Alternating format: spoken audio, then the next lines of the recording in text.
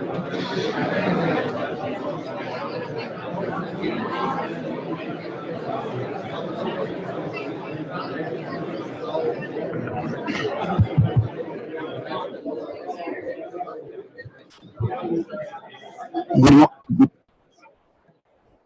morning, everybody.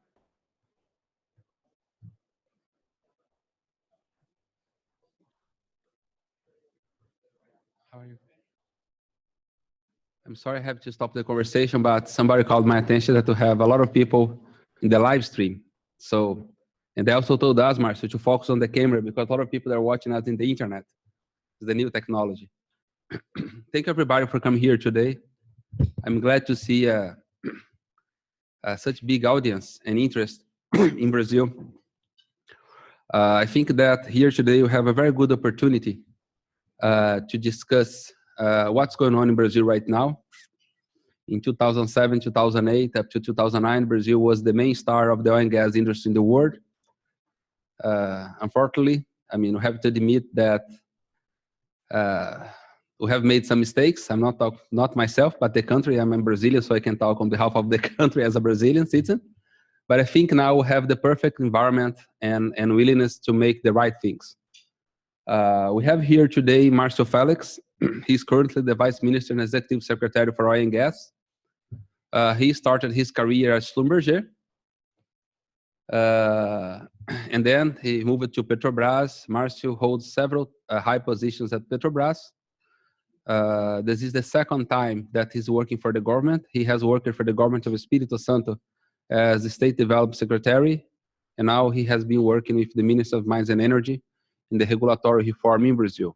Márcio has about 35 years experience in oil and gas and is also a petroleum engineer. We have Boris Marcassin.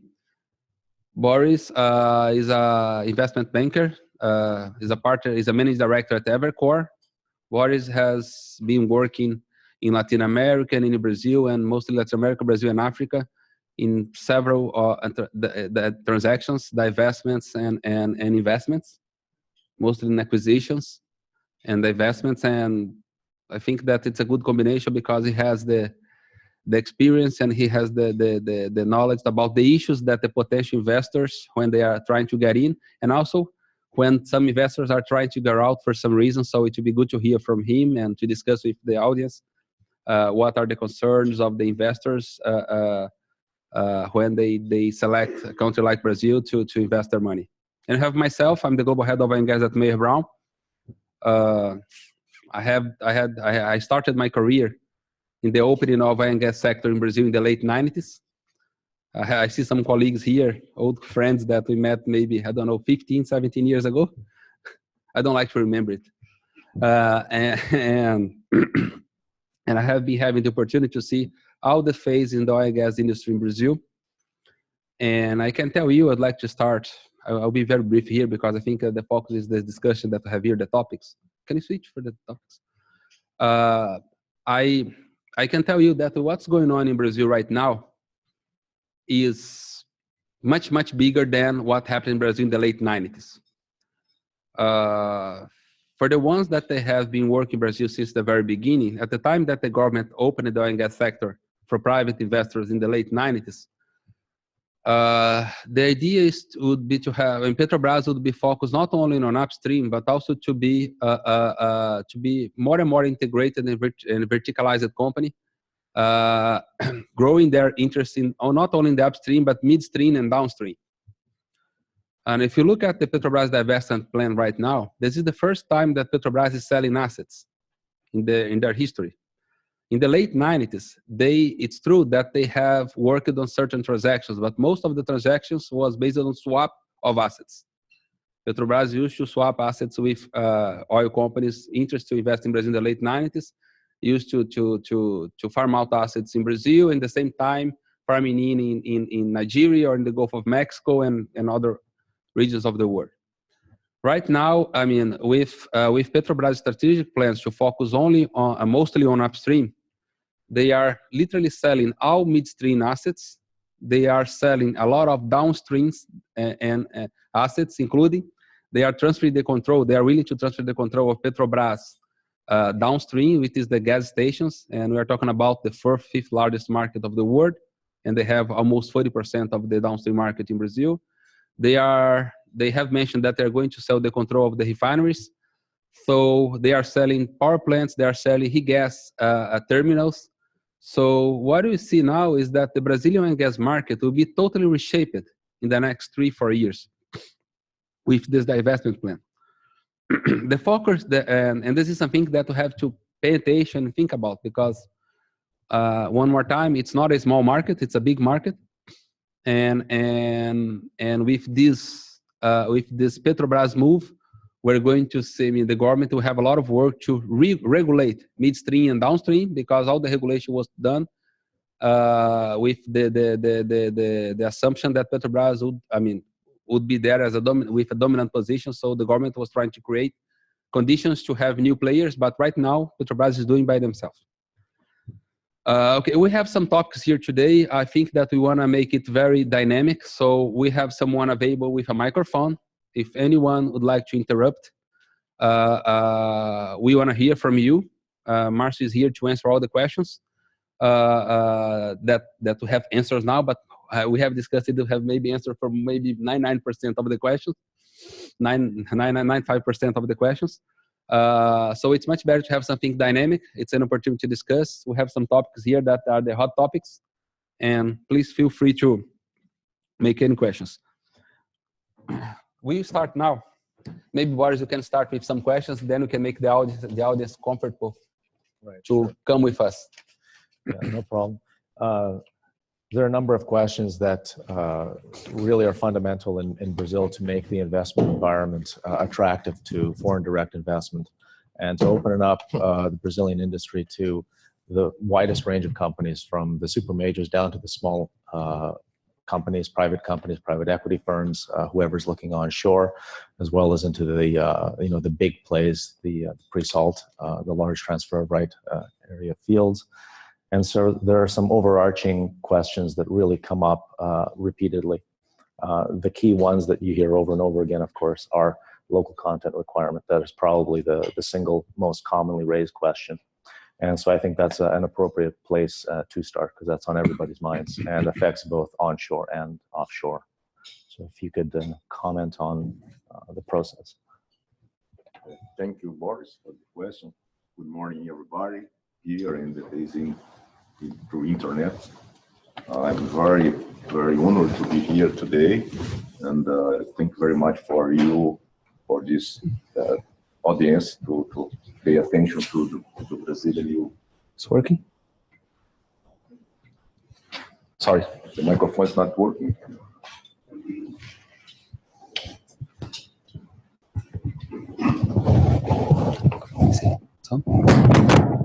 It's working now.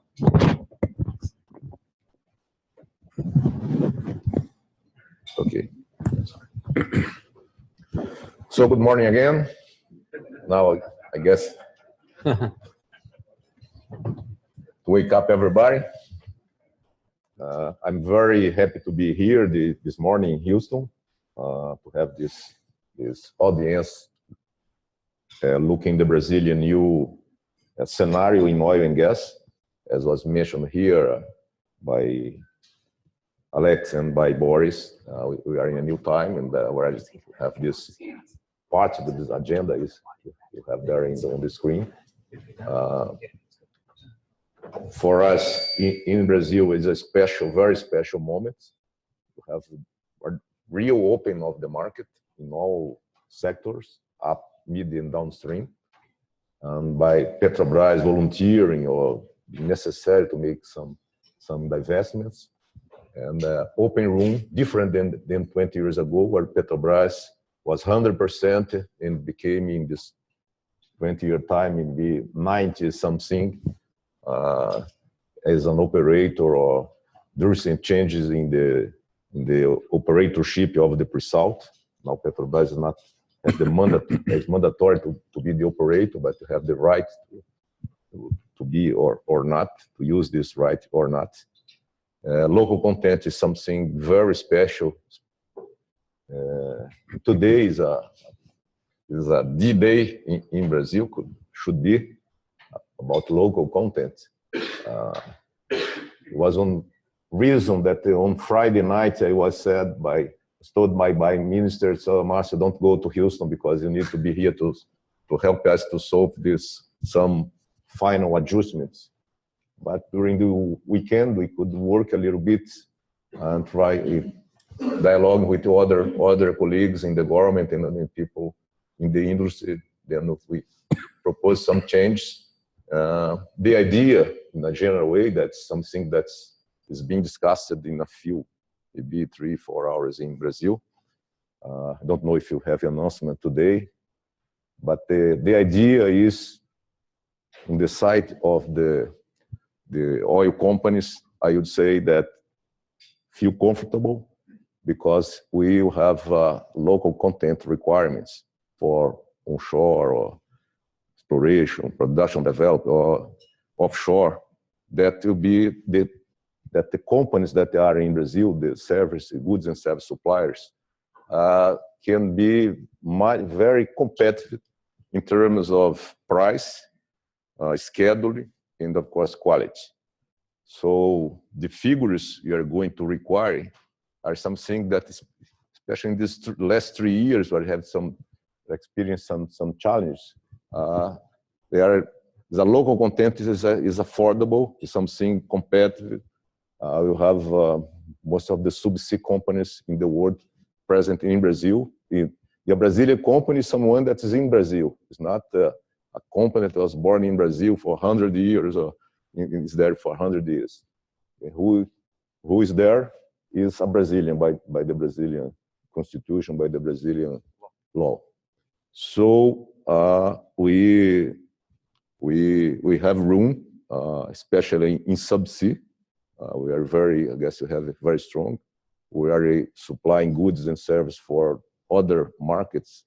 In the last years was not possible because Petrobras used all the thing was produced in Brazil, and this figure changes. So in the last 2 years, it's been possible to export something. So on one hand, we are going to have a local content index. This is the idea that will be feasible for oil for investors. But on the other hand, you try to stimulate a higher local content in a kind of volunteer way, not to be something mandatory.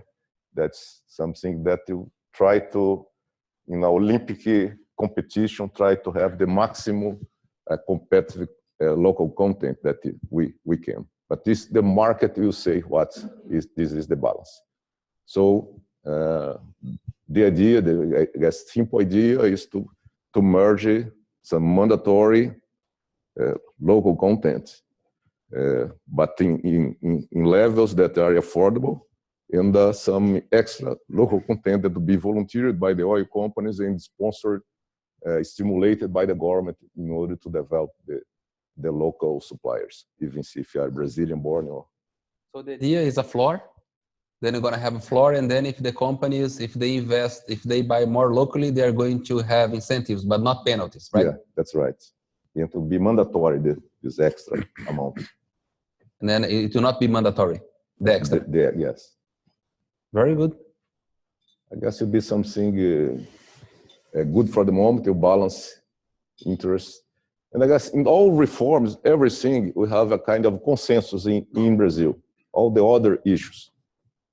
But maybe transfer rights is another point to be discussed, but not like local content. But a local content to have some different positions, but I'd say that the government, the federal government, is totally integrated in one solution, in one decision, and there is no division in the government. We have only one opinion. We have different ministries work in different areas of the government, but everybody converged to the same position. Is it really yet to speak to a sort of a percentage level that could be expected as the baseline? Because right now we've seen the percentage level for local content, both on and offshore, climb progressively through the bid rounds. from round one to the latest, and it seems to be a progressive uptick every successive bid round. The big progress was in 2003. Up to 2002, the numbers used to be reasonable. In 2003, they jumped. Yes, it was a big escalation. Probably will go back in the level similar to the first years. So it'll be something very, very affordable. Okay. Another thing, Márcio, that I used to see a lot of complaints from the oil industry is the fact that Brazil has stopped the bid rounds, and then the oil companies they were not able to work on the new exploration assets. What are the plans for the upcoming years regarding bid rounds, and what the oil industry can expect about it? That's a very good question. I guess I have a very important announcement to do here. It's not an official announcement, but it's kind of pre-official. Coming from you, it's almost should be. But of course, we have announced the bid rounds are coming back. So we have the fourth bid round for marginal onshore fields next May 11, after OTC, there in Rio, in Brazil. We have the 14th bid round for concessions, scheduled for September this year. And probably at the same time, we have the second bid round for pre-salt for production sharing contracts, dedicated to four, so the so-called unitizing areas, discoveries that were made under the concession regimes and have extensions to production sharing contract to the pre-salt polygon. So you have this. Pre-salt, you mentioned that 2007, 2008, everything was excited with Brazil because of pre-salt and so on. And there was some changes in the regulation there, and the bid rounds went away, and the Petrobras became the only operator. Everything, you know that. And as a matter of fact, we have had today just one bid round in pre-salt, and was a huge, only one big discovery was Libra. Was a discovery.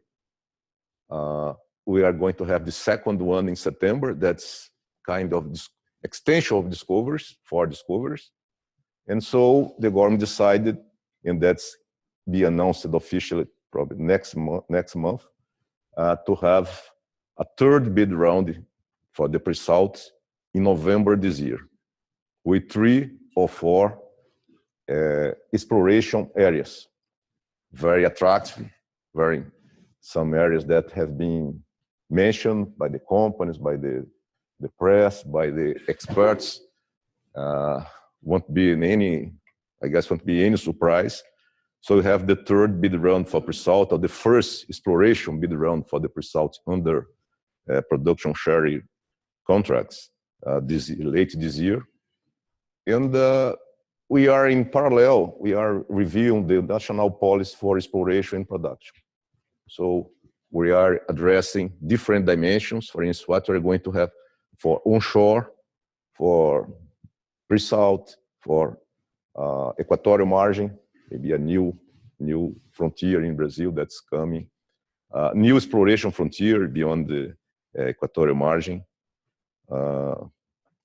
Gas, mature fields, and some areas, some discoveries that companies that have made and haven't been proved commercial to date. And they are being returned to the government, and we intend to put again in the market in different conditions. You mean fiscal conditions, maybe, or in order to make these assets attractive? Yeah. The idea is that. So we are working. In June, we should have this policy approved by the Brazilian National Energy Policy Council. Is something that, but the main product of this new policy is to have a kind of scheduling for all these dimensions I mentioned, for gas, onshore, mature fields, and so on, pre-salt. We'll have a 10-year term schedule, where the first 5 years we have all the sectors that we're going to put every year in the bid rounds. And from the 6th to the 10th year, just to mention the basins that will go to the market.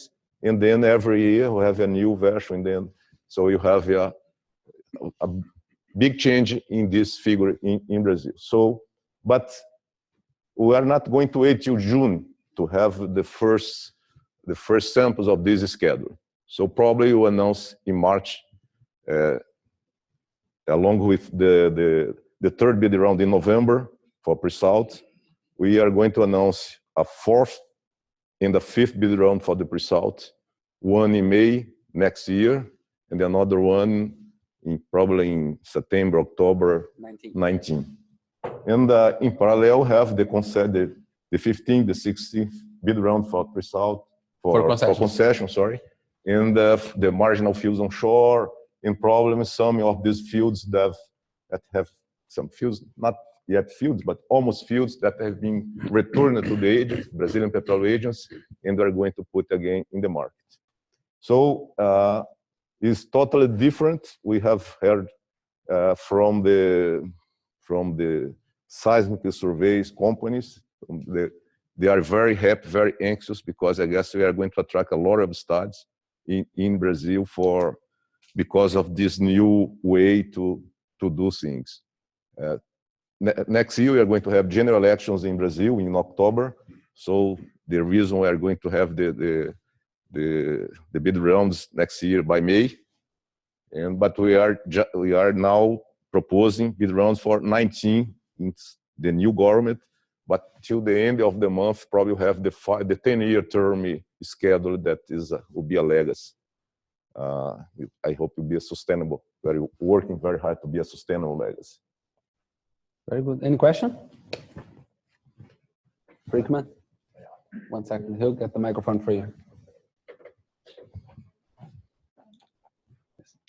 Hello.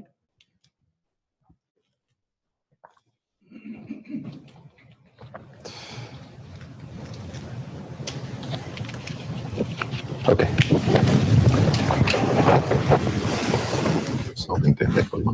Thanks. Bob Fricklin from IHS. Marcio, a quick question. So one of the other areas that Petrobras is, I guess, facing in, as well as Brazil, is the decline of the old fields. And some of them are going into decommissioning. Is there any thought to try to prolong that life by doing something like the North Sea and having a tax break to try to keep those fields going longer? Yeah. Yes, it's a good question. We are working in both sides. This new policy will have something about decommissioning, because you have to regulate a little bit, something that we haven't experienced in Brazil. But on the other hand, we are trying to stimulate the extension of the life of some reservoirs. So we have the so-called the round zero in 1998. You have Blue blocks. The blue blocks. The production concession had 27 years. So it's to. They are extending. Yes. This is a good news. Yes, because the Brazilian Petroleum Agency is working with the operators in order to have extension. So Marlin Field is a very, very important deep water major field, very, very big field. We have an extension. I'm not sure about the figure, but it's several years ahead with the commitment with new investments. So we have just a few days ago, there is an extension for our onshore field. And so the first fields, of course. And Chevron got an extension for Friday. Yes, for Friday. That's right. Yes. And not only for old concessions, but we are working extension for exploration concessions for the 11th bid round. We have approved the Brazilian National Council for Energy Policy last December. Total. So Total was able to have was the first one to get this extension. So the idea is to have economic logic in the sense, not to. I want back my asset and without production, without any discovery, without any wide cat well. It's not. not fair. This is a good point because I recently on November, December, early December, I was here, and some of the oil companies, they were asking me about these extensions. And then Petrobras got an extension for certain oil fields, and then some of the companies, they were skeptical that other oil companies could get these extensions without any kind of payment to the Brazilian government, because the petroleum law is very clear about that the petroleum agency, they can extend these blocks, they may. And the same in the concession agreement, but it was the first time in Brazil since in the open of the oil and gas sector. And the good news is that the Petroleum Agency has been extending without any request of, I mean, you have some work commitments, of course, some commitments to keep producing the oil, but the Brazilian government is not asking for any further money as it is usual in other countries when you're going to extend a production sharing agreement or a production sharing agreement. I have experience in some countries in Africa, they used to ask you more money to extend. So the Brazilian government, they have been extending. If the oil is still producing on the reasonable economic basis, you have the Petrobras example, Chevron, and onshore. So, and of course, other examples will come, other cases will come. Yes, because it's 2025, the first concessions will expire. So another question that it looks like the Brazilian government now, Márcio, you can talk a little bit about it. Of course, Brazil is well known about offshore. I mean, the big oil discoveries is offshore, pre-salt offshore. But I liked yesterday in your presentation at the IGC when you mentioned the number of wells producing in Brazil onshore, and with such big sedimentary basin. Can you talk a little bit about the plans of the government regarding onshore and to attract this kind of oil companies that will work onshore in Brazil? Yeah, last January, the government launched a new program dedicated to leverage the onshore activities in Brazil. We have we produce 1/3 onshore in Brazil, 1/3 that Argentina produce, 1/3 that Ecuador produce, 1/7 what Colombia produce onshore. It seems a little bit strange to have, we have only less than 8,000, just 8,000 wells producing onshore. Here in US, you have around 1.7 million wells producing. Maybe the figure 3 months ago was that. Of course, the figures in US we cannot compare, but our activity onshore in Brazil has been much lower than our neighbors in South America, for instance. So we are working very hard in order to attract new investors for onshore, to have new fiscal regime, fiscal conditions for onshore. Something we can do without changing any law in the Congress, but probably you need to make some changes, to propose some change to be voted, to be discussed in the Brazilian parliament. But we have much to do, not only in the side of the operatorship, but in the goods and service industry in Brazil for onshore. So the next bid rounds, for these next bid rounds I mentioned, this year in 18 and 19, our Brazilian Petroleum Agency will have a road show, and they will dedicate special time to the different players in the industry. Not just talk to the super majors, but we're going to talk to people onshore, to people in different parts of the world, in order to attract them. That's room in Brazil for all kind of companies. If you are a very small company, you have opportunities onshore, even offshore. You have a very, very impressive amount of opportunities, and we want everybody in Brazil helping us to make this industry the size of Brazil. Touched on incentives, tax incentives, operational incentives. Can you comment on the Repetro tax regime that's scheduled, I think, to expire fairly soon? And there's a lot of talk about extension and the number of years of extension. Can you comment on the current status of the discussion? Yeah, the government is working on this issue. The Repetro expire in 19. Is very soon. The government, the federal government, needs to negotiate a little bit with the main producing states. Nowadays, the government is negotiating with the state of Rio de Janeiro because of the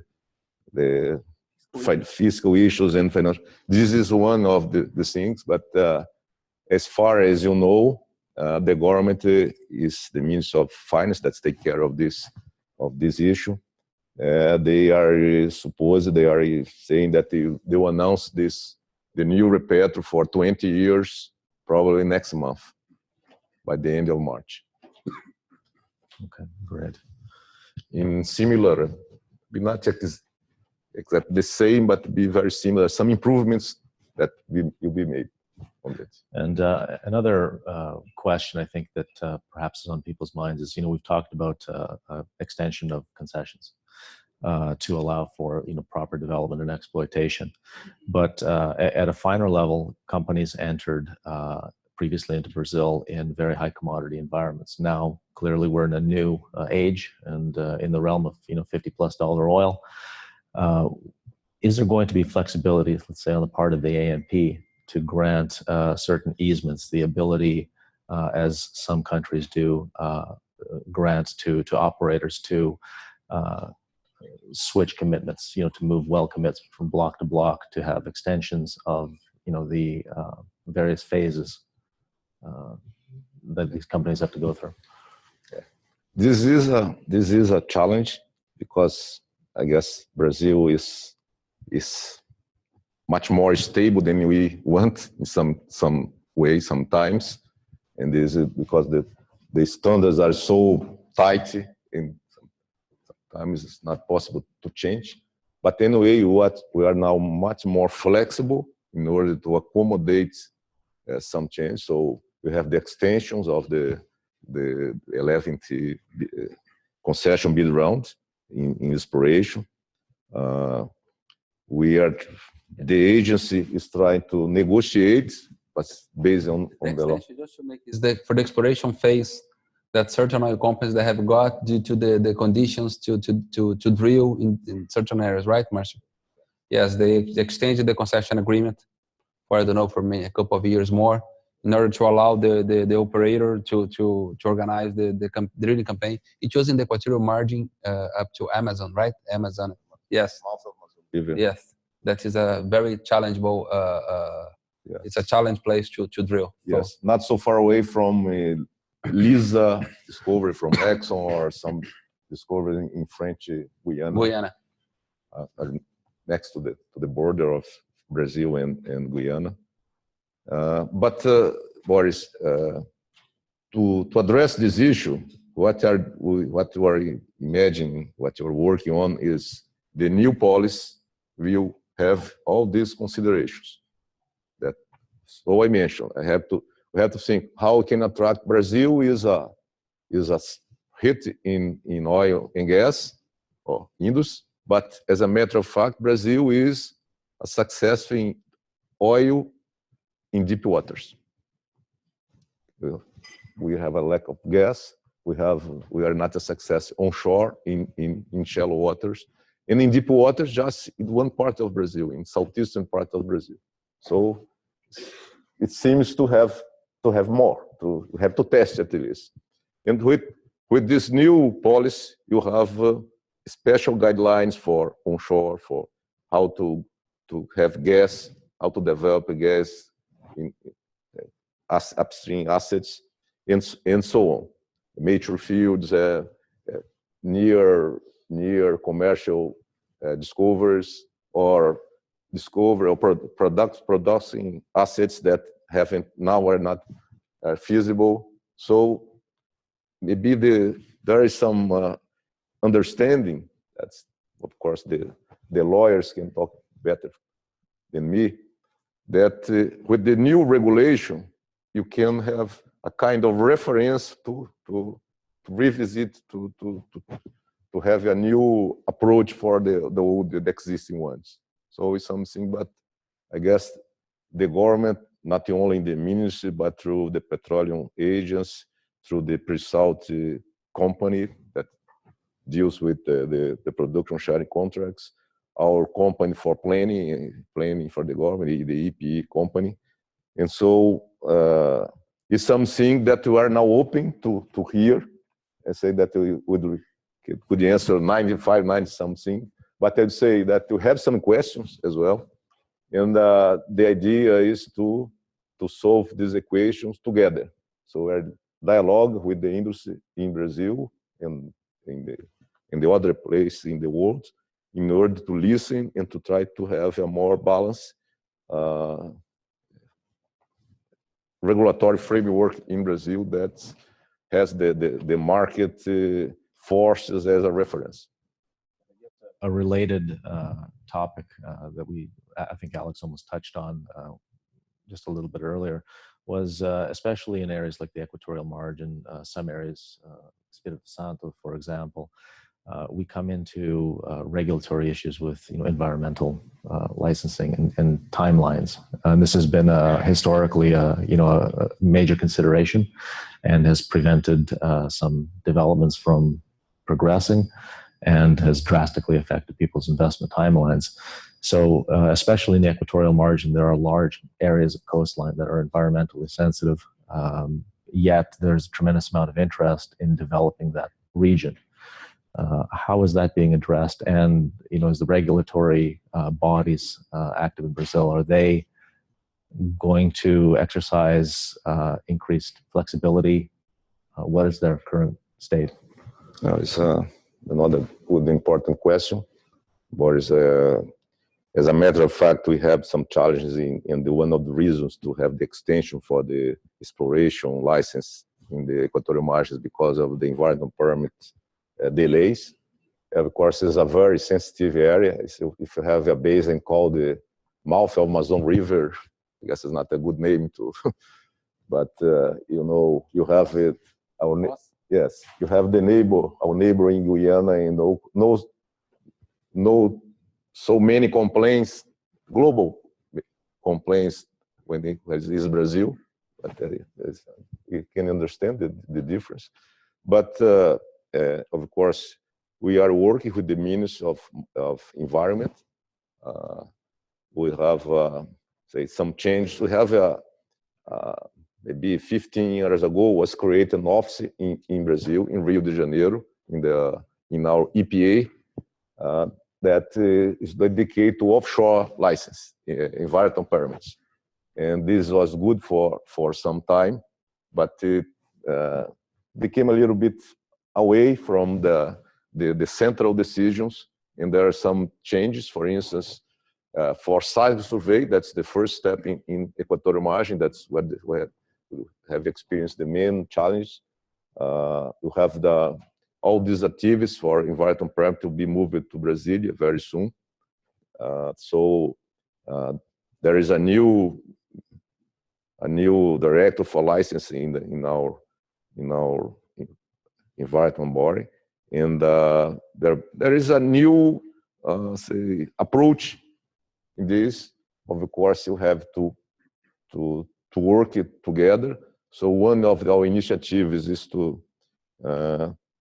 have in a monthly basis to look at the strategic projects in Brazil, if they are going okay or not, if private or from Petrobras or no matter, any company, or for the seismic survey companies or for the operators. And so all the projects offshore, we have a kind of situation room. Then we are working and avoiding to have the quality control of the process, but assuring the quality of the process since the very beginning.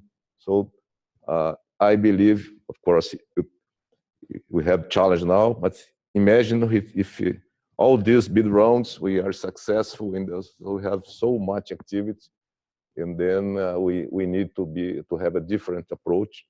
And we are in the midst of Mines Energy, we are a kind of midfield in order to the interface between the industry, the oil industry, and the means of mining of environment, because if you face directly, there's you say, I'm losing so millions, billions, and so we need someone to translate the language and and try to. So it's something that is being restructured. We hope to have a better answer in the near term. The diagnosis is done, and it's a challenging topic, of course, because then you know, in the subsequent concession rounds that you're planning, you know, in future years, so many blocks are going to be focused on the shelf in an effort to re-stimulate, you know, the shelf regions and to incentivize smaller companies that are primarily looking not in the deep water, not in the pre-salt, but are looking to enter the shelf. They're the ones that are going to be challenged by these types of issues. And it also, I think, then directly impacts the ability to also expand necessary infrastructure from onshore into the shelf. On the environmental side, I think that if you look at Espírito Santo, not the north, close to Abrolhos, and the south of Bahia, and Rio de Janeiro and Santos, I think environment permits in these areas, it has been pretty easy. I mean, in the beginning, when I mean the beginning, 15, 16, 17 years ago, the oil companies had some issues, and I think that was the lack, it was a combination of lack of knowledge of the Brazilian, there is an expression, I'm translating primary data about the environment, about the environment in these areas. But nowadays, I think that it has been working pretty well. Espírito Santo, Rio de Janeiro, and Santos. Now we have the new areas, the Amazon, that is something new. It's a new exploration area where the environmental authority have been trying to learn more. And as Márcio said, it's very clear that there is a more interface and interaction between the government bodies in order to solve it. Not only in oil and gas, but if you look at the big dams in Brazil, the hydroelectric power plants, that they were floating large areas in the Amazon region. So it was very clear that if the government adopts, and please Márcio, correct me if I'm wrong, the same strategy that have used to approve these big dams in the Amazon region, I think that they're going to do a good work in this new exploration areas where they don't have too much information or data in order to issue the environmental permit. In fact, we are using the same model than hydropower or transmission lines, the same ministry, in other secretariats. We have the most half of the infrastructure project in Brazil are related to our ministry.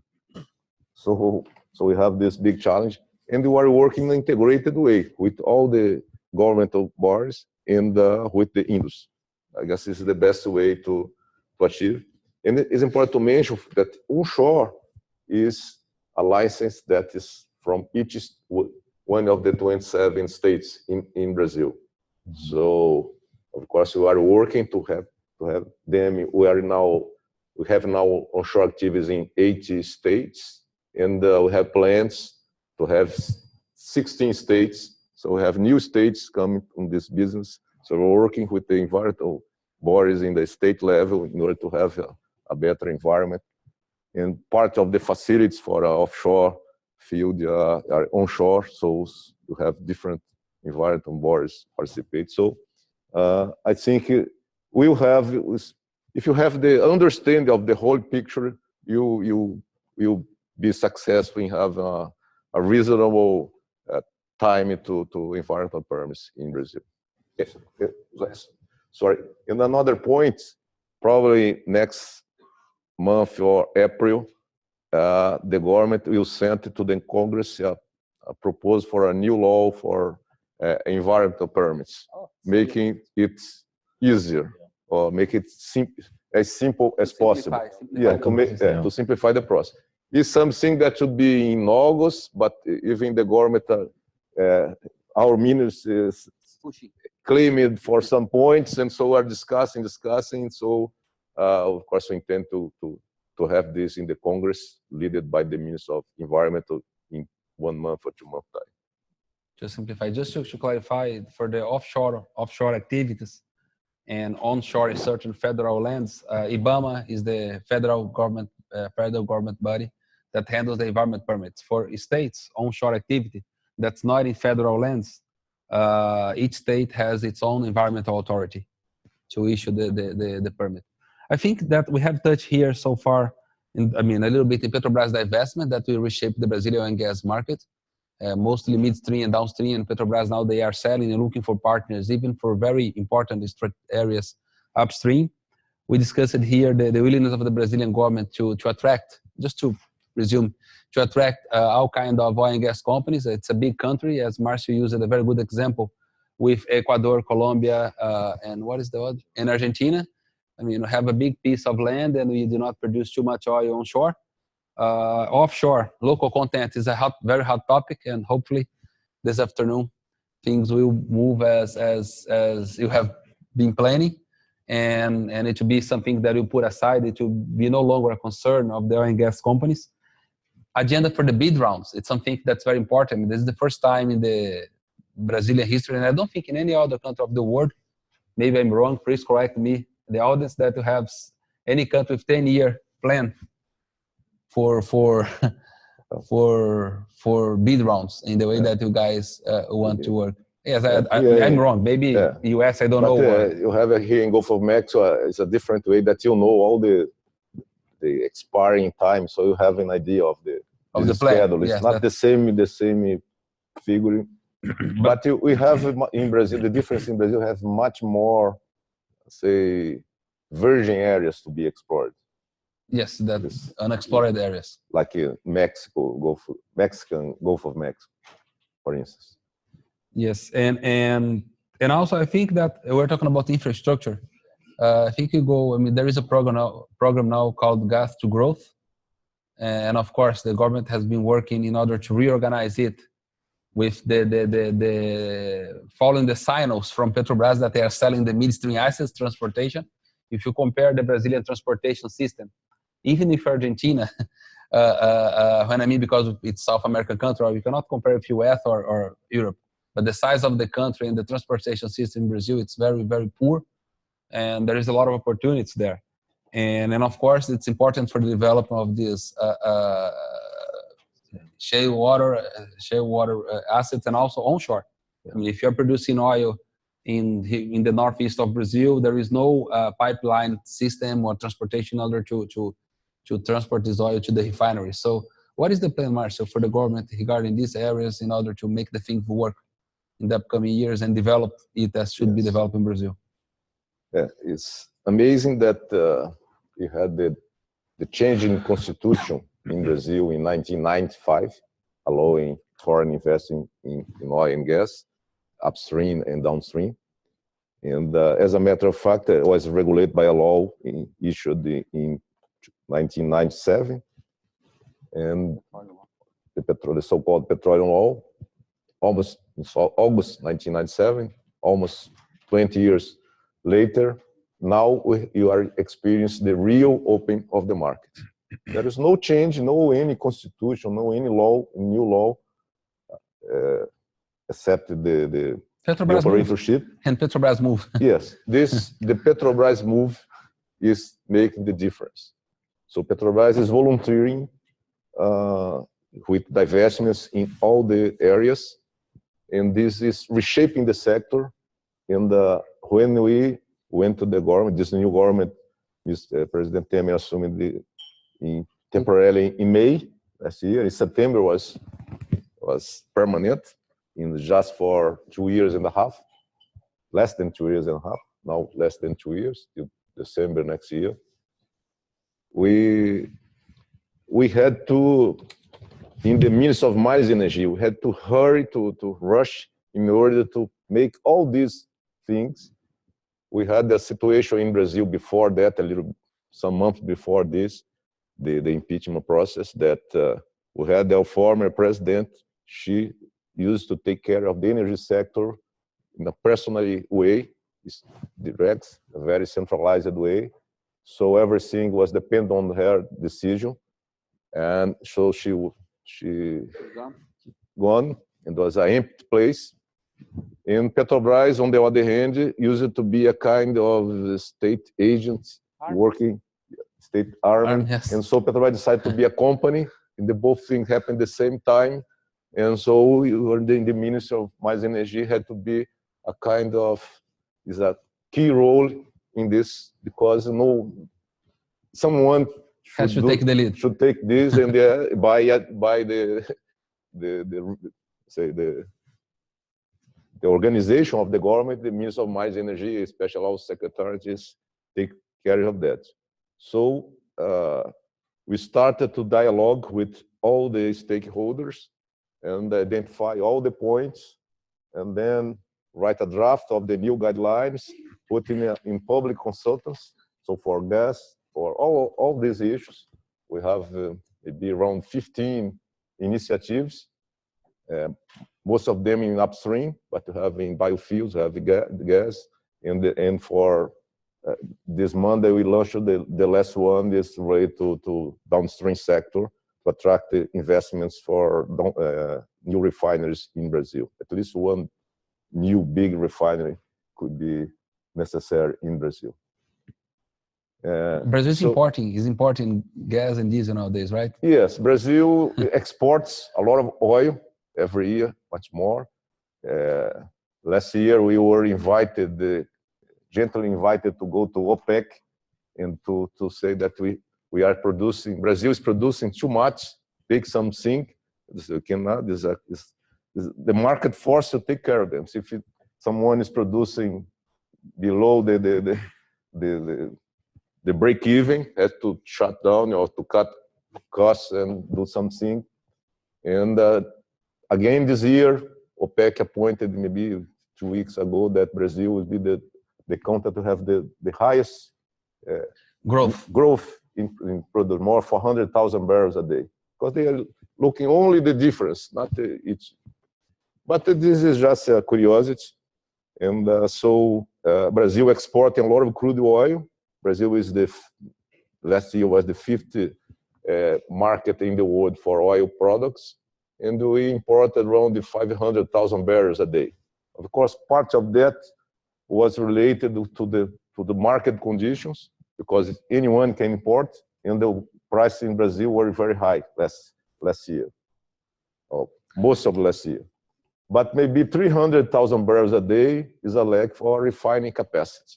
And if you project Brazil, the Brazilian economy should grow, and they'll have maybe in 10-year term, 1 million barrels of days room for refining capacity in Brazil. And for gas, as I mentioned a little bit earlier, Brazil is an offshore oil country. So we import gas from Bolivia, something that's connected. We are not sure if Bolivia will have the same 30 million cubic meters a day for a long term. This is an issue that's being discussed with the Bolivian government. But even though we need more gas, and our market is the same size of Argentina, the gas market in Brazil. So with small changes that we are working on, we are aiming at to make 3 times this figure by 2030. So the Brazilian gas market, if everybody could produce the gas that has been discovered in Brazil, we have in pre-salt some challenges, because you have the CO2 content and the H2S content, some areas are very high, and there is some approach to inject this gas in order to leverage the recovery factor. So if you look at the figure in Brazil, we are producing much more gas, but as a matter of fact, this gas is not going to the market. In the market, because of the infrastructure in pipelines, is very concentrated in small regions. So we have big players needing gas in different areas in Brazil. So onshore can be a choice, because we have potential onshore to have a new gas market, as we have in Parnaíba Basin. They have a good solution. Gas to power that they have been gas using. to power Yes. discovery. It was not is the first is the biggest gas project onshore Brazil. We know the biggest if you consider offshore. Maybe it's non-associated gas. maybe is one of the 3 main projects in Brazil. And this onshore was something that's amazing. Nobody thought about that maybe 5 years ago, 10 years ago. So we were working in gas in order to have more competition, to attract more investment. So you can make this market be double or 3 times more in the next years. Seems like this gas question is probably the single most complex issue affecting Brazil right now. It just involves so many factors that have so many unknowns right now. It sounds like this is going to be a very long-term approach and long-term strategy, probably with a lot of flexibility, I think, in the future as the situation develops. Yeah, there are a lot of concerns with new companies going to Brazil, what to do with the gas. Mm-hmm. And we have meetings in the ministry with some important players in Brazil that have plans there or had plans to invest in Brazil, and they say, I need gas and they don't have gas. On the other hand, the operators say, we have gas and don't have consumers. So it's a lot of opportunities to do business in Brazil. Mm-hmm. I guess that's the question. You can speak up. I would like to, my name is Ingrid from Platts, S&P Global, and I would like to take advantage of this gas talking right now and go a little bit deep about the Bolivian gas. We know that in a few days, I think the minister, Fernando, is going to meet the Bolivian minister as well to discuss it. And everybody in Brazil, mainly the utility companies, are asking like how much less gas Petrobras is gonna buy from Bolivia.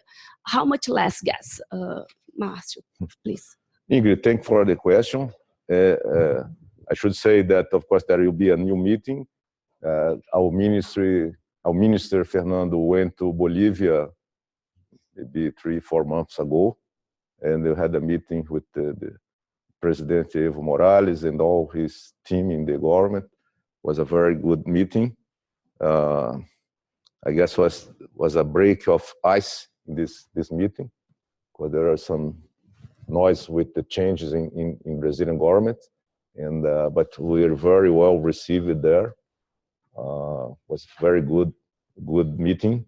And 2 weeks ago, Minister Fernando had the pleasure to have in Brasilia his counterparts have now in Bolivia 2 ministers, one for oil or gas and another one for energy sector. And we had a very good meeting there. A first meeting between the ministers and all the staffs, and with the private sector was there. Not only Petrobras, but the private sector, something new, different in the Brazilian discussions. It was not a government meeting, but was a Brazil-Bolivia meeting.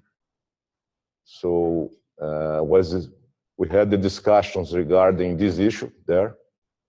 And of course, you have a new negotiation in Bolivia, one in Bolivia, and was told that, of course, Brazil has bilateral relations with all the countries in the globe. There's some agreements, but the only agreement that works, that you have in a regular basis every 3 months, a meeting in one country and another, is Brazil and Bolivia.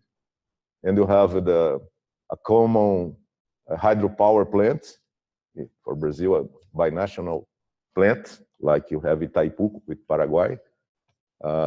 So our discussions, we have power plants close in Brazil, gas-fired power plants close to the Bolivian border. And we have pipelines for different cities in Brazil, not only the main pipeline, but you have 2 pipelines, one for Cuiabá, another one for Corumbá. There are cities nearby. Fertilizer plants. There is a fertilizer plant that you stop it with 7% of 90. completion, 90%. 90, I know the price. So all these issues are in, I guess, the the Brazilian government is taking care, is leading, is coordinating all the players, and it's something that, because I have some questions. How much gas Bolivia will have?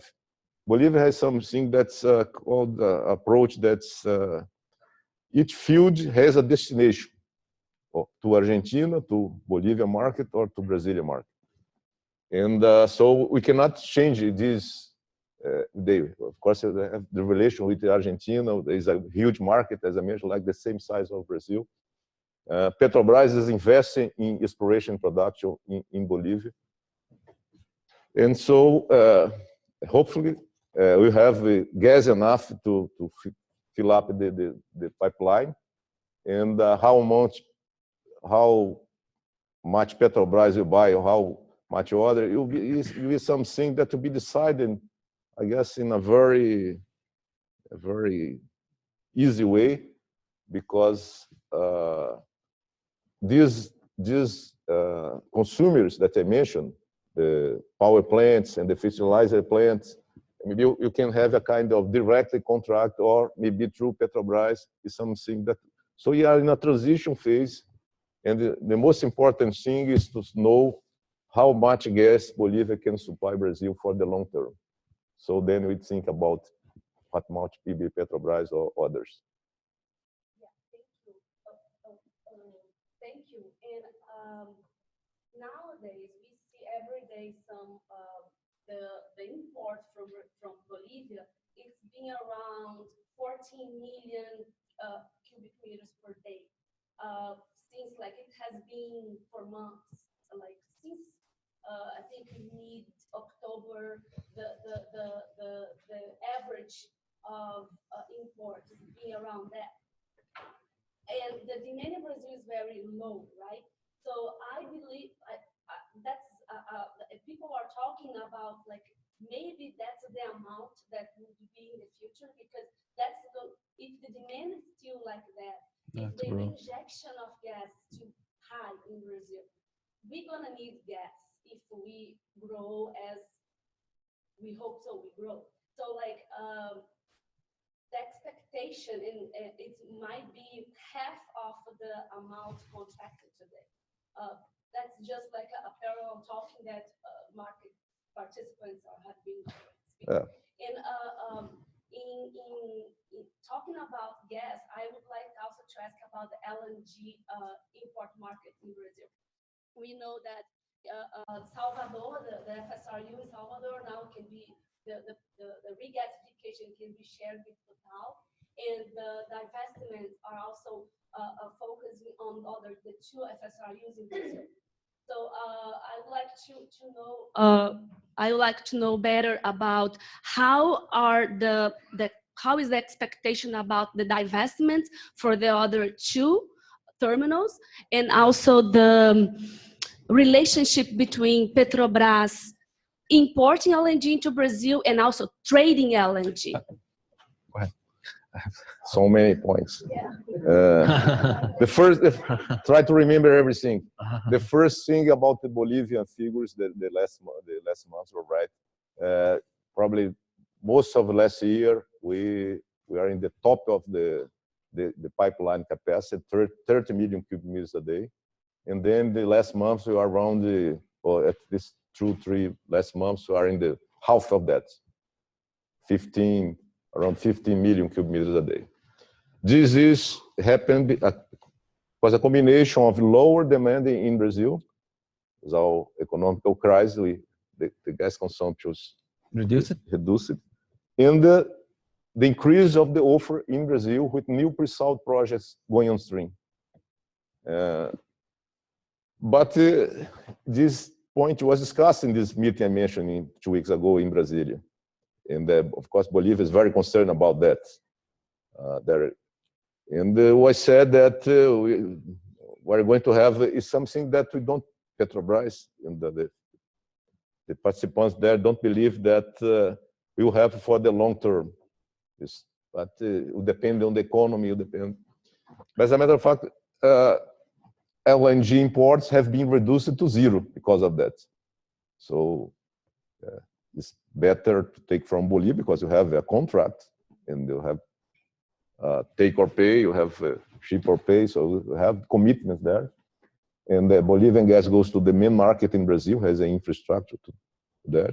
But there's room, there's a transition phase that we can have all these facilities, these power plants and the fertilizer plant with gas from Bolivia that's being used, it's not being used in Brazil. So you need this question very soon in order to use the gas in other possibilities. There are so many projects regarding LNG facilities in Brazil. We have now these three plants. There are maybe 3, 4 others, five being studied. Ongoing. This is something that we are addressing the Gas for Growth program, because we have, by the Brazilian Constitution of 1988, each state has the own to give the distribution rights to. The local distribution company has the monopoly. Yes. What? Yes. Go ahead. Please. As one of the things that when you mentioned about the importation of Bolivia, that the Brazil-Bolivia pipeline basically serve São Paulo and the power plant in Mato Grosso, and this is the transportation issue that I was talking about. So you don't have a big transportation system that you can get the gas from Bolivia and send it to Salvador in Bahia, where Total just signed an agreement with Petrobras to the acquisition of 2 power plants plus the regas capacity in the Bahia terminal. And then here we're talking about Petrobras plants. I mean, it's worth to mention that Petrobras, they are trying to sell these gas terminals. So they want to be away. I mean, they want to be away from this business. And then in addition to that, as Márcio said, you have in the north of Brazil, for example, state of Pará. This is public. Norsk Hydro and Shell, they just signed an MOU and in order to feed hydro aluminum plant that is the largest of the world. And then you have in the Sergipe, another project where I don't know who will be the supplier, but we have the power plants also. Yes, I asked to remove this one because I don't see the people there. Sorry about that, but maybe we can stand up or push. Let's do it. Yeah. Let's find a arrangement. So we can. I'm sorry about that. So yeah, I don't know if this is not well planned. So let's see if we can fix. So so you have you have now 5 gas terminals projects ongoing. One in the south, another one, if I'm not wrong, in Pernambuco that is not moving so fast as the other ones. And the reason it's because these states, they are not they cannot get. I mean, they have the supply issue with the Bolivian government if they have the long-term capacity. Combined with the certainty or the security that the Brazilian industries and certain power plants they want to have in case of they need gas. And this is something that we have to combine with the Brazilian power matrix. As you may know, I mean, Brazilian power matrix is almost 80%. It used to be higher, but now it's 70-something% hydro, right? I don't think there is any other country in the world that will have 70-something% dependence on hydro. Gas used to be 10, now it's growing. It's 15-17%. Then you have wind and other sources. So there is no more room in Brazil for the construction of hydroelectric power plants, at least the big ones. We have the big ones that they are building in the north of Brazil, but then you have to cross the Amazon forest with transmission lines to transport the power from the Amazon to the southeast, Rio, São Paulo, Minas Gerais, the big consumer markets. So the solution for Brazil in the mid and long term for power is natural gas. Nuclear, everybody's afraid. So we have wind, but basically it's gas power plants, it's natural gas. So and this is something that I'm sure that you guys are working in order to think about the long term, mid and long term, or how to feed the Brazilian market with a reliable source of energy that is natural gas. There is no other answer or in the short term. That's right. Questions? Good morning. Go good. Bennett Williams with Murphy Oil. One of the concerns or issues for our company and perhaps others is the intricate web of indirect taxation that exists in Brazil, which can dramatically escalate some capital and operating expenses. There's some partial relief with Repetro, which has been recently extended, I understand. But As I recall, that's exclusively tangible capital investment. It does not contain an affirmative obligation on the part of the government to grant relief. Fairly complex bonding requirements, et cetera. Is there any, now this is getting into the business of another ministry, but are there any efforts underway to streamline, reduce, or otherwise make more attractive foreign direct investment in Brazil with respect to the indirect taxation that exists in country? Thank you for your question. Of course, Murphy is very welcoming in Brazil.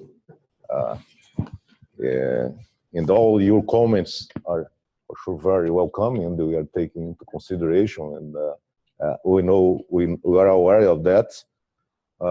We are working, of course. We don't know exactly how we are competitive in terms of fiscal regime. So we have a study that is being made now in order to put all the direct, the indirect tax in Brazil and compare it with other areas, as well make some balance with the geological achievements in Brazil. So we have some special area, depending on the area, can be competitive or not. But even though, because we are going to work in these issues in the environmental environment, I have just talked about that. But it's something that you need more reforms. Brazil is working. This year, we hope that the Brazilian Congress would approve the pension fund reform, the labor reform, and maybe political reform, maybe taxation reform.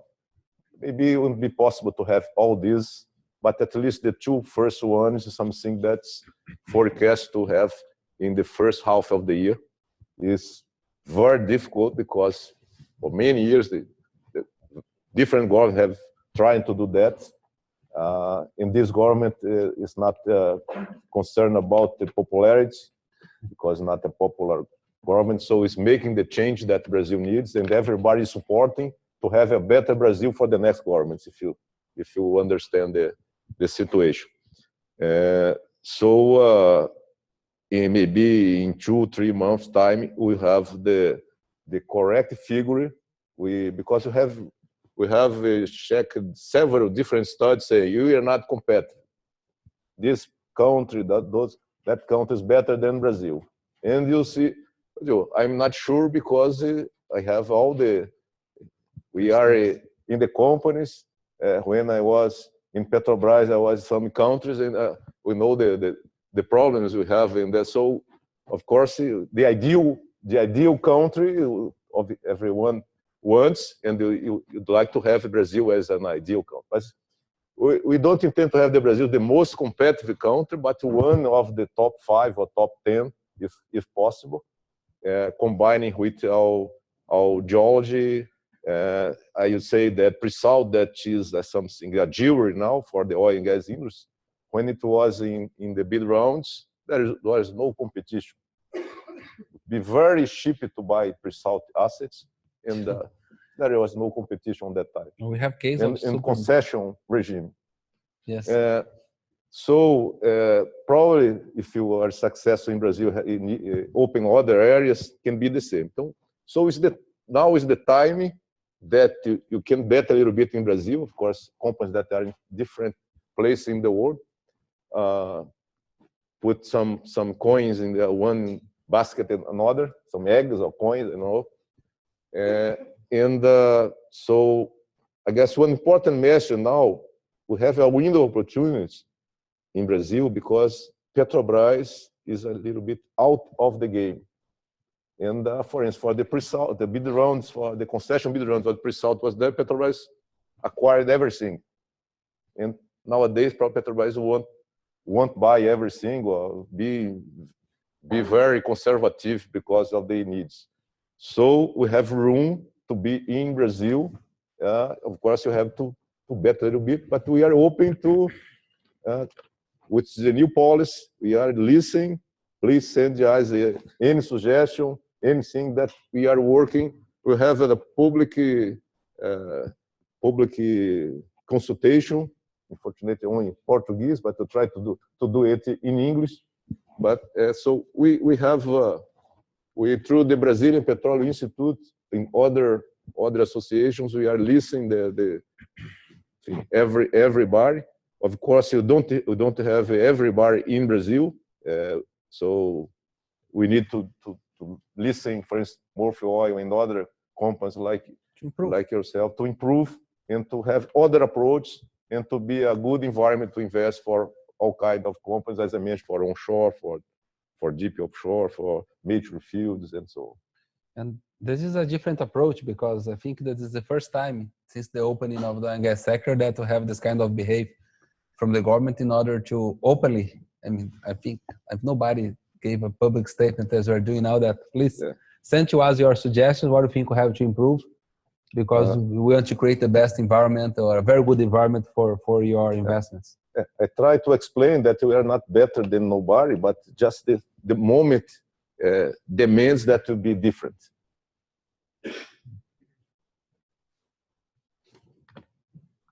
Question here.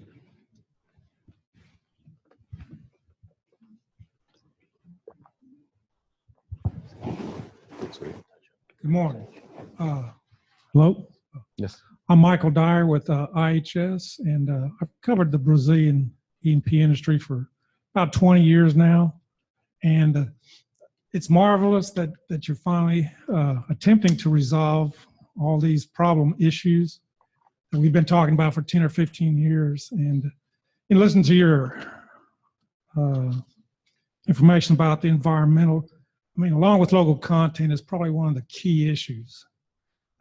Even with all the great intentions you have, I don't see a dynamic industry in Brazil without significant changes to the environmental laws. It seems like Ibama was given even more power over the oil and gas industry than the MME and the A&P. I mean, I've got lots of examples over the last 15 years where companies have lost millions of dollars. And the A&P nor the government takes any kind of responsibility after the bid rounds. Before the bid rounds, you tell everybody that, well, we've had this agreement with Ibama, et cetera, et cetera. And then after the bid round, there's problems.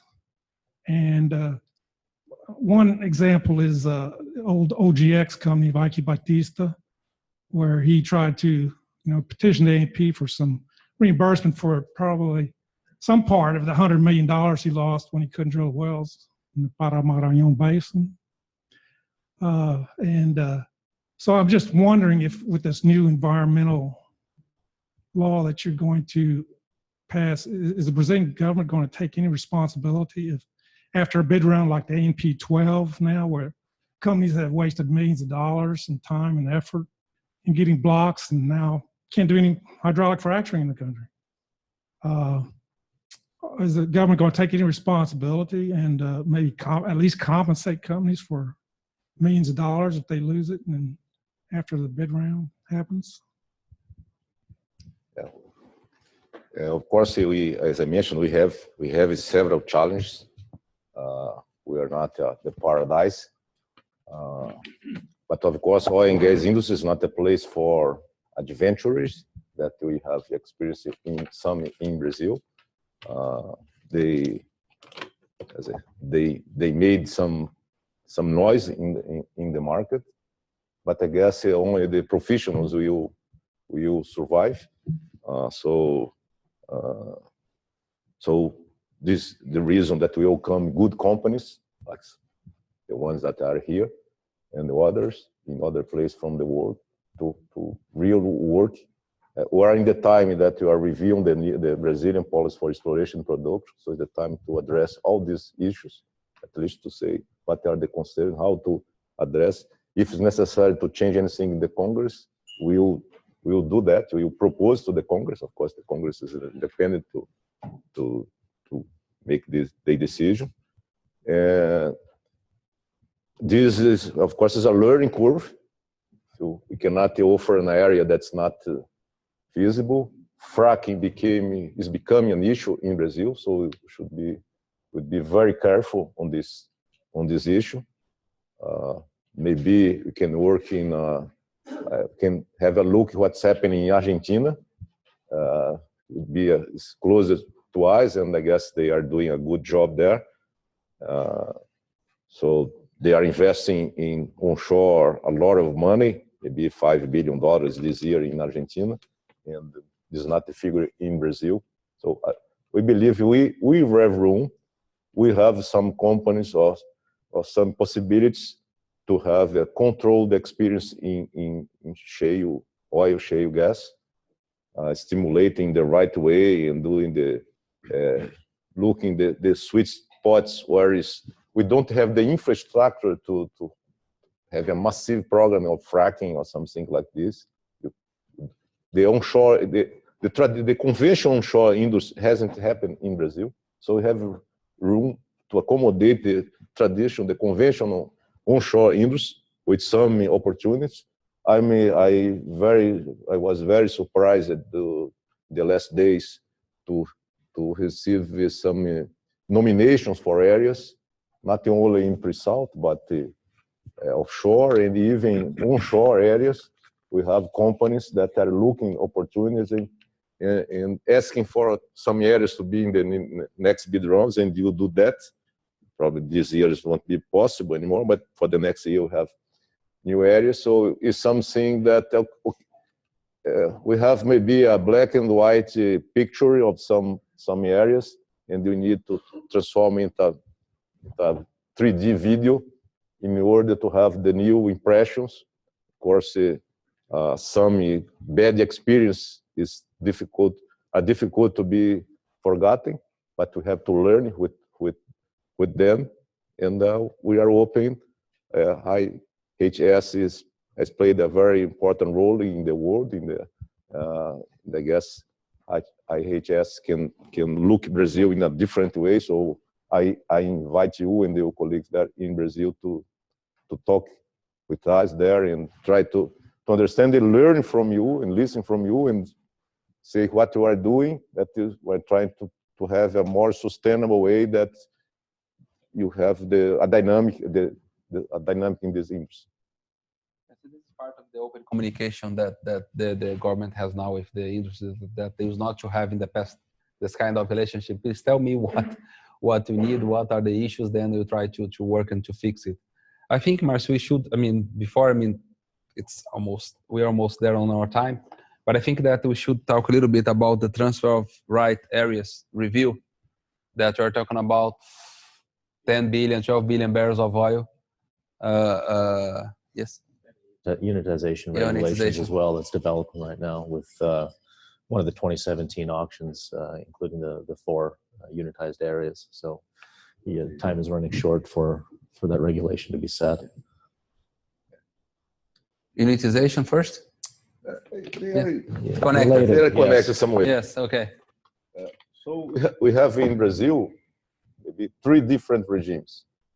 We have concession, we have production sharing, and have transfer rights. Not a regime, but something Special. Because the right to produce up to something. In the case of Petrobras, up to 5 billion barrels of oil equivalent there. So unitization is something, is a big concern. When I was invited to go to the ministry last June, maybe 2 days later, 2 days after that, my invitation, I was unofficially in the position, nothing. Oil industry representatives talked to me asking, because there will be a decision in the Brazilian National Council for Energy Policy about the unitization in June last year. So the oil industry asked, please, open a new dialogue that you need to improve this document.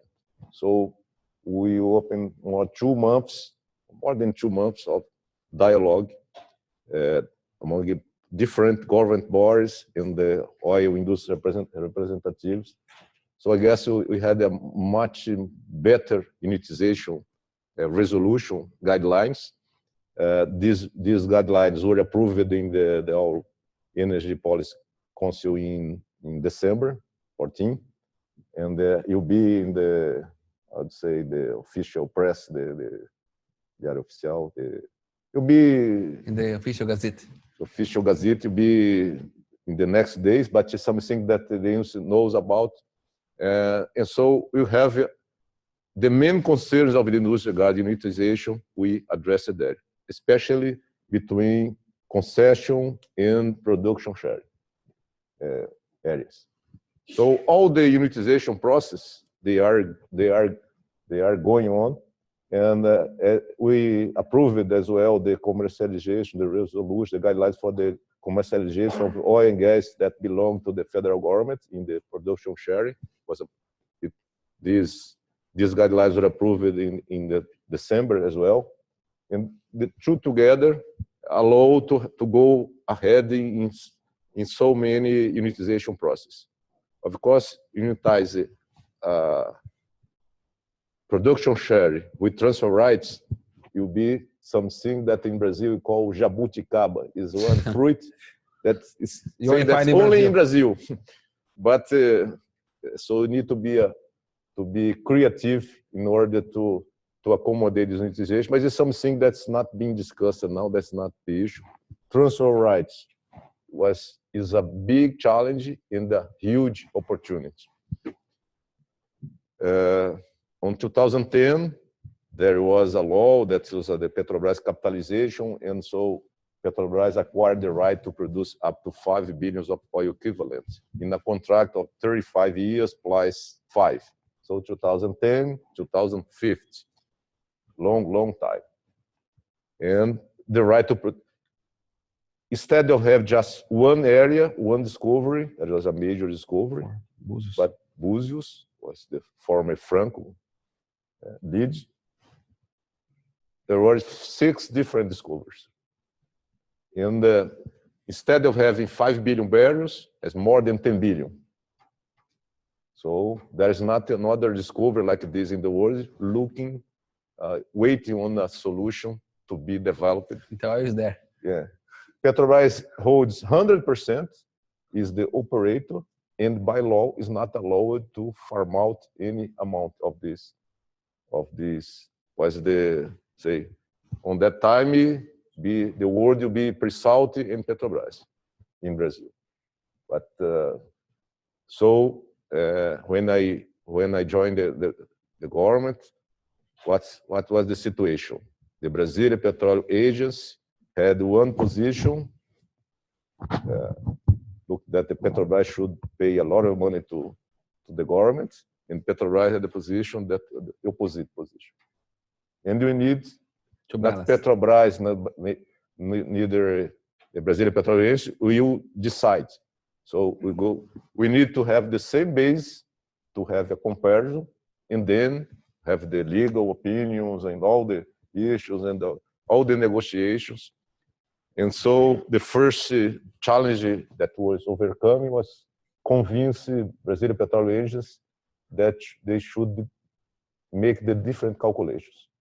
It took maybe 2-3 months. They were convinced, but they need to have the certification company, in this case, the Gaffney & Klein. The contract was ending, and to have an amendment in this contract was something that should be legal based. And if some people there said, no, we don't need that, we had a problem.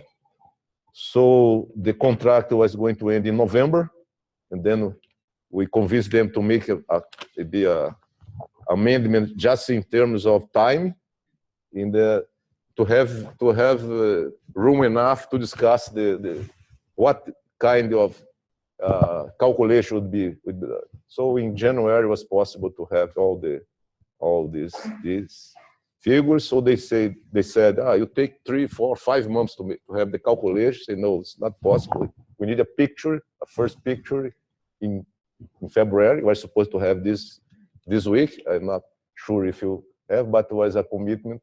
So with these figures from Petrobras and from ANP, the Brazilian Petroleum Agency, we are going to start the discussion in the government and to finally know who has to pay and how will be the game. For the 5 billion. For the 5 what billion. About the other 5, 6, 7 yes, billion? but because for the 5 billion, depending on the considerations, if Petrobras has something to receive back, could be paid in oil, for instance. But to be paid in oil, you need to change the law in the Congress.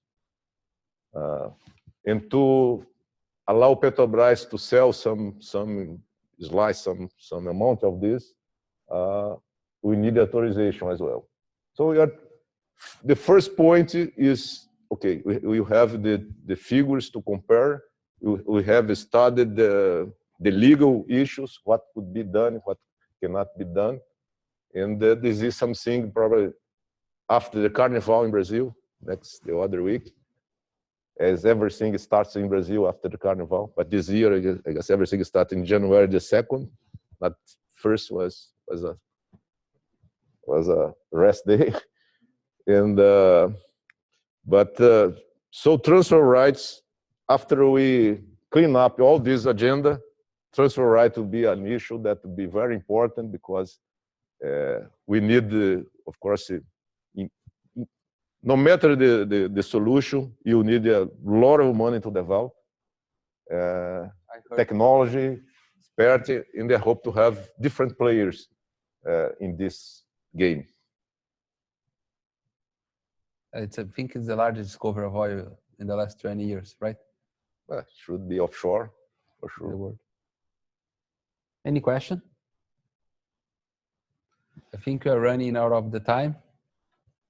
I think we have covered biofuels. We did not cover, but in Houston, nobody likes biofuels, most oil. So we can discuss biofuels in Sweden or in Norway, California. Yes. Just kidding. Of course, it's important, but do you like to talk about something about biofuels, or No, just maybe to say maybe someone in Los Angeles is watching the live stream? Just kidding. Fuels and biofuels live in harmony in Brazil. There is a balance. In the oil crisis of the 70s, Brazil launched a program regarding ethanol, and on that time there was a competition. But since we have flexible cars, flexible engines, so it's something amazing. And we have fuel cell cars being tested in Brazil by a Japanese automaker using ethanol as the fuel. So there's we are working to have a balance and to take benefit that this possibility in Brazil, but it's something that in harmony. So are in the same secretariat, oil, gas, and biofuels. But just this. Anything else? Yes. If you don't have any questions, no, I'd like. We have one there.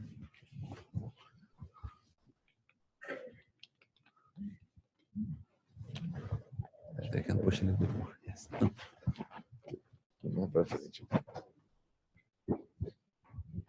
Hi, my name is Bruce Fold. I work with PetroChina. I had a question regarding the strengthening of the internal relationships in Brazil, institutional base, particularly on intra and inter-state commerce activities between the states and the municipalities, as far as attracting more foreign investment into interior infrastructure when the municipal and state tax organizations and regulatories are often at odds with each other. Do you see any reforms working in that area within Brazil? Yeah. We have in Brazil, say, a national council for economic development that's integrated by many representatives of the society, of the economics sector, and they have proposed some changes. This is a dream in Brazil to have all this, maybe a IVA or something like this. We have a competition between states and the municipality level that you have sometimes some problems. So it's something that we have 4 reforms, very important reform that you need to change the constitution. That's the labor reform, the pension fund reform, the political, and the tax reform. I don't know if the government will have say, if the year have the time enough to have this. Next year we have general election, so even though is the second half of the year, but the aim now is to have at least the labor and the pension fund reform this first half of the year, and try to have the other ones. Anyway, this is an issue. This is something that's being studied, and if it's not possible to have a break, have a dramatic change from one day to other, I guess you have a transition. And as I mentioned, we are studying the fiscal regime in Brazil in comparison with other countries, putting everything together in direct and indirect tax in order to see how competitive we are or not, and we are going to propose things based on this study that we should have it ready by maybe in 3 months' time. Yes, we see a lot of work in the short term. Yeah. A lot of work in the short term. Because it's the time we have, not because we want to hurry. It's because it's the window of opportunity to attract investments for the next bid rounds, and to make all these things sustainable to other governments. Is necessary to have some results before the next election. So no time. And we are discussing with everybody in Brazil, and not everybody, but who wants to discuss and who have identified as players in all these sectors, in order to build something that everybody believes.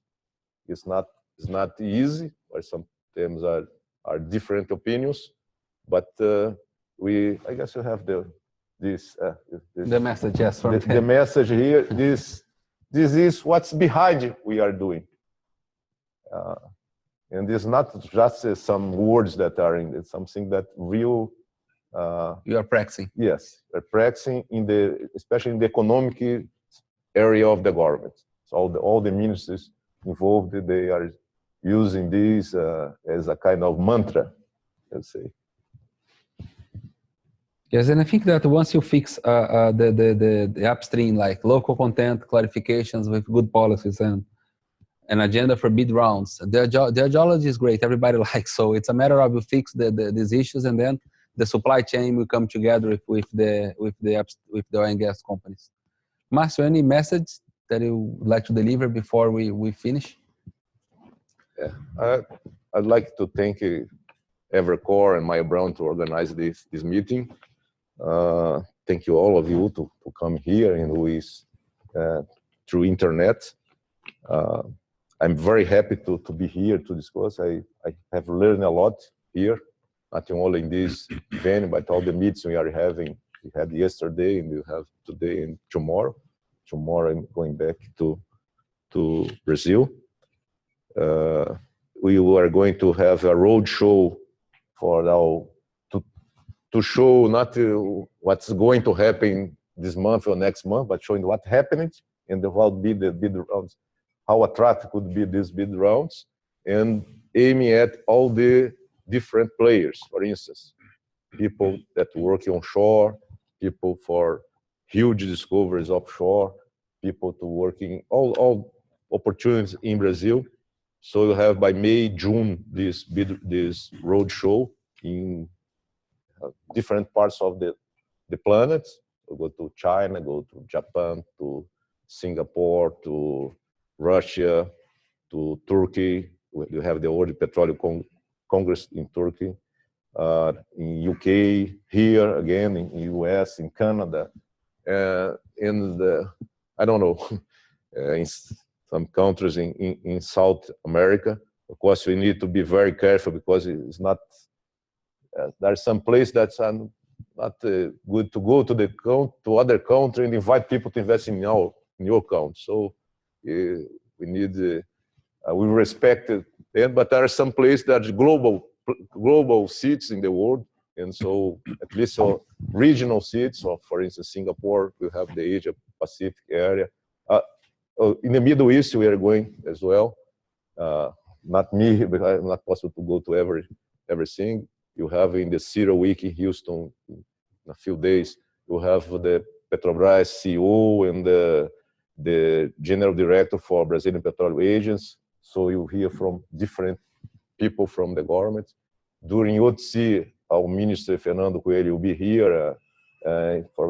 You have a topic luncheon in the May 1st, and the Petrobras CEO have a topic luncheon in May 2nd. I'll participate in a breakfast in May 1st. And so time to see if everything is happening. You can check and claim to the minister, your secretary came here and promised that in this, and let me see if it's true or not. But of course, we are learning, and I'm very happy to have this conversation here today. And so thank you very much for your attention. Thank you all.